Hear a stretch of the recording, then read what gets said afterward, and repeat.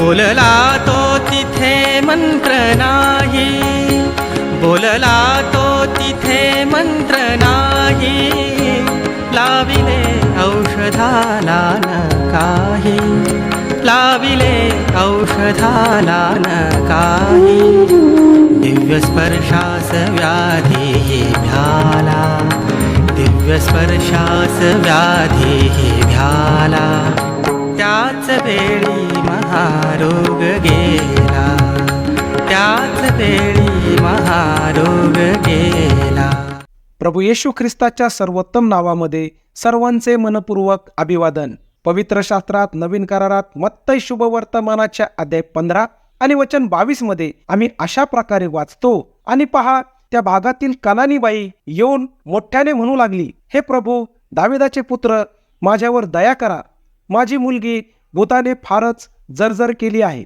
जेव्हा प्रभू येशू ख्रिस्त सोर आणि सिदोन या प्रदेशाकडे आला, तेव्हा त्या प्रदेशातून एक कनानी स्त्री बाहेर आली व मोठ्याने ओरडू लागली, हे प्रभू, दाविदाचे पुत्र, माझ्यावर दया करा, एक दुष्ट आत्मा माझ्या मुलीला खूप त्रास देत आहे.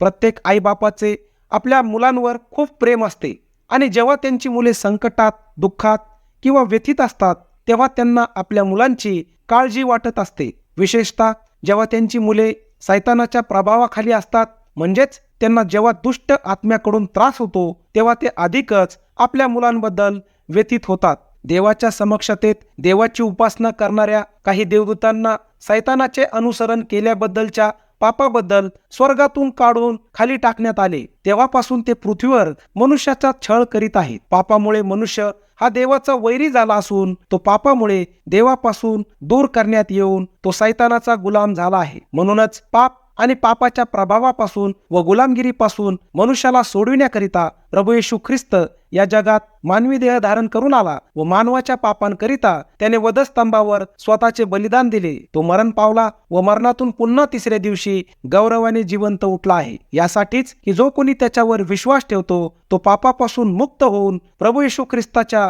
रक्ताद्वारे शुद्ध होतो. तुम्हीही प्रभू येशू ख्रिस्तावरील विश्वासाद्वारे पापापासून मुक्त व शुद्ध व्हावे, हीच तुमच्यासाठी देवाकडे आमची प्रार्थना आहे. असे करण्यास परमेश्वर देव आपले सहाय्य करो. धन्यवाद.